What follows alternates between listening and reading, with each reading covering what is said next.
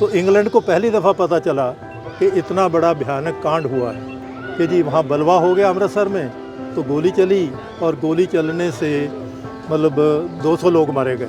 तो वो प्रमाण के लिए आए और यहाँ इतनी खून से भिजी हुई मिट्टी थी कि वो एक मिट्टी अपनी छोटी शीशी में लेके गए, लंगर लग गया आ जाओ, तो उसमें सब लोग आते थे और सब इकट्ठे खाते थे।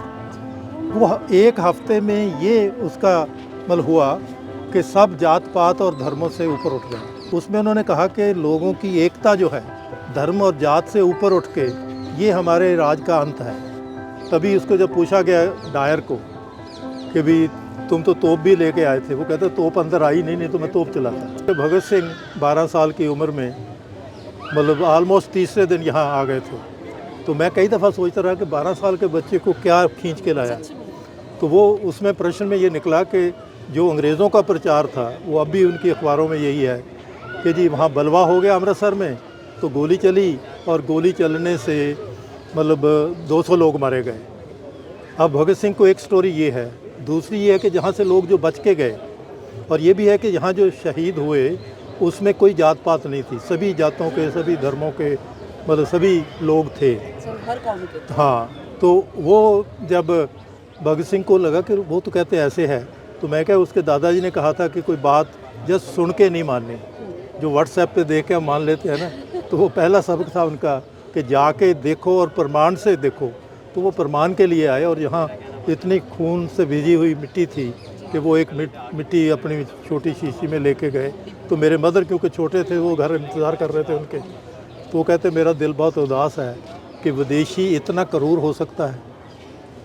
तो ये मतलब है 30 मार्च 1919 को गांधी जी ने कॉल दी थी कि रॉलेट एक्ट, जिसका था कि ना दलील ना अपील ना वकील, मतलब उसके ख़िलाफ़ हड़ताल की जाए। तो वो हड़ताल नहीं हुई, लाहौर में भी और अमृतसर में भी, ये दो बड़े शहर थे। तो जो वर्कर थे उनको बड़ी फ़िक्र लगा कि भी ये गांधी जी ने कॉल दी है और पंजाब में हम कर नहीं पाए। तो फिर उन्होंने देखा कारण क्या है कि उस वक़्त फर्स्ट वर्ल्ड वार की वजह से बहुत महंगाई थी, तो महंगाई की वजह से मतलब लोगों के पास खाने को नहीं था। तो उन्होंने कहा कि पहले खाने का इंतज़ाम करेंगे तब लोग हड़ताल में आएंगे। तो एक बहुत अच्छा जो निकला वो था कि हर महल्ले में 2 दफ़ा लंगर लगता था और बाकायदा मतलब उसको बुनियादी की जाती थी कि भी लंगर लग गया आ जाओ, तो उसमें सब लोग आते थे और सब इकट्ठे खाते थे। वो एक हफ्ते में ये उसका मतलब हुआ कि सब जात पात और धर्मों से ऊपर उठ गए। और फिर 9 अप्रैल को रामनवमी आ गई। तो रामनवमी को नॉर्मली पहले जो प्रो ब्रिटिशर उनके लॉयलिस्ट थे, कोई ऑनरी वो करते थे, इस पहली दफ़ा मतलब के लोगों आम लोगों ने किया। और वो जो पहले मुस्लिम पानी हिंदू पानी कहा जाता था वो शबीलें इकट्ठी लग गई।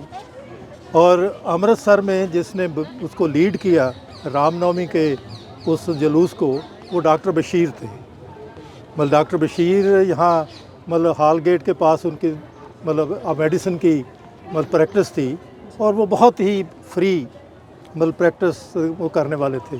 तो इसलिए लोगों में उनका सम्मान था, क्योंकि 2 बड़े लीडर जो हैं वो तो मतलब पकड़ लिए गए थे, डॉक्टर सतपाल और डॉक्टर सैफुद्दीन किचलू। तो उनको तो वो मतलब उनके लगा, तो उससे लोग अंग्रेज़ों में बहुत घबराहट हुई। और इसीलिए आप जब पढ़ेंगे तो वो कह रहे हैं कि जी 1857 आ गया। अच्छा। क्योंकि 1857 की हिस्ट्री जो खुद उन्होंने लिखी बाद में, उसमें उन्होंने कहा कि लोगों की एकता जो है धर्म और जात से ऊपर उठ के, ये हमारे राज का अंत है।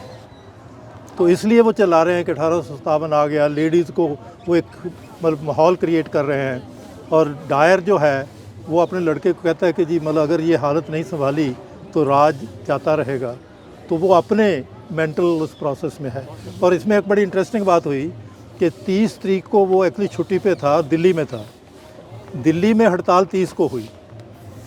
स्वामी सहजानंद और शरदानंद जो थे उन्होंने लीड किया था।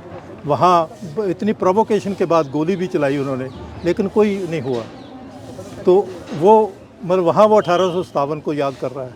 तो इसलिए उसने मतलब ये अपने मन में बनाया कि मैं ऐसा सबक सिखाऊं, और वो कहता भी है कि मैं ऐसा सबक सिखाऊं जिससे लोग दोबारा जो हैं वो एकता ना हो। तो बाद में जो दंगे हुए 24-25 में, उसका आधार इसका नेगेशन है जो जलियांवाला बाग ने किया। और इसमें जो सबसे खूबसूरत बात है, क्योंकि शहीद ऊधम सिंह बाद में माइकल एडवायर की मुक्ति करने वाले हैं, मैं उसको मुक्ति कहता हूँ इसलिए कि माइकल एडवायर हमेशा कह रहा है कि मैंने इतनी सेवा की है अंग्रेज़ राज की, मुझे मतलब सम्मान नहीं दिया जा रहा मुझे, क्योंकि वो खुद इस पे शर्मिंदा थे कि अब इसको कैसे करें। इसीलिए 1920 में ही उन्होंने बहुत लोगों को जेलों से छोड़ दिया, जो हमारे बाद में रेवोल्यूशनरी बने उनको छोड़ दिया। लेकिन यहाँ के जो 2 लोग थे जिसको मार्शल लॉ में बोगा मतलब थे, उनको नहीं छोड़ा, मतलब ये बताने के लिए कि ये सारा बड़ा नियमत था। तो ये वो जगह मतलब है जहाँ से एक नया, और इसको उस वक़्त गांधी जी ने 1-1 रुपया इकट्ठा करके मतलब 1.25 लाख में इसको नेशनल मॉन्यूमेंट बनाया कि ये यादगार आएगी तो हमें पता चलेगा कि हम किस, क्योंकि एक जलियांवाला बाग की हम बात समझते हैं, लेकिन इसके बाद 1.5 महीना पूरे पंजाब में मार्शल लॉ लगा रहा। मतलब यहाँ भी हवाई जहाज़ उड़ा लेकिन यहाँ बम नहीं किए, लेकिन उन्होंने हाँ गुजरात यहाँ जगह है मतलब गुजरांवाला है, वहाँ पर बम फेंके मतलब लोगों को। और एक बड़ा इंटरेस्टिंग था कि वो दोनों, और दूसरा जो मतलब है कि उस मार्शल लॉ का पहला ऑर्डर ये था कि ये लंगर बंद करिए। अच्छा, हाँ बंद, क्योंकि लंगर से लोग इकट्ठे हो रहे हैं, जब लोग इकट्ठे होंगे तो उनको ख़तरा बन रहा है। और दूसरी एक बहुत इंटरेस्टिंग, क्योंकि 10 तारीख को जब गोली चली, मतलब ये जो रेलवे स्टेशन वाला ब्रिज है, अब तो वहीं पर वो दूसरी तरफ डीसी का ऑफिस था, तो लोग शांति से जा रहे थे, तो उन्होंने गोली चलाई, 20 लोग मरे। तो उसके बाद लोगों को थोड़ा परेशानी हुई। जाते वक्त कोई परेशान नहीं थी, लेकिन आते वक्त लोग थोड़ा थे, तो उन्होंने देखा कि जो ब्रिटिश बैंक हैं वो खुले हैं। तो वो एक बैंक में गए तो उसने अपना पिस्टल निकाल के गोली मार दी। दूसरे के पास लाठी थी, उसने लाठी से मार दिया उसको। तो उन्होंने साथ ही लाठियाँ भी बंद कर दी कि ये लाठी जो इनके हाथ में है ये ज़्यादा ख़तरनाक हथियार है। मतलब कि ये उस वक़्त की एक रियलिटी है। तो इसलिए मतलब ये गांधी जी ने नेशन को दिया लोगों के पैसे से और उनसे लिया, और अभी थोड़ा सुंदरीकरण में इसको थोड़ा डिफरेंट हो गया। लेकिन ये तभी उसको जब पूछा गया डायर को कि भी तुम तो तोप भी लेके आए थे, वो कहते तोप अंदर आई नहीं तो मैं तोप चलाता। और उसमें एक खूबसूरत पार्ट और है कि जो उसके बयान हो रहे थे, तो CR दास अपनी रॉयल राइस लेके कलकत्ता से अपने 2 स्टेनों के साथ और मोतीलाल नेहरू को लेके यहाँ आए। तो वो बैठे हुए मतलब सारा वाच कर रहे हैं। तो उनको हर शाम को 5 बजे वो दोनों जो उनके स्टेनोज हैं वो पूरी रिपोर्ट दे देते हैं।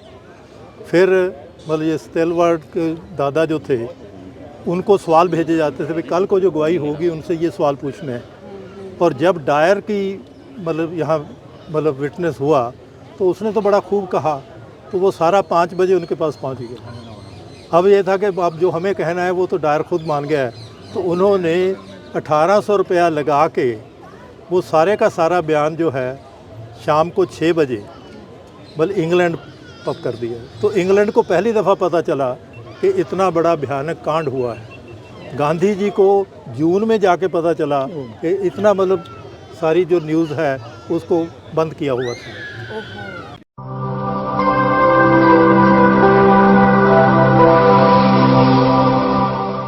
जन ज्वार जनता की मीडिया।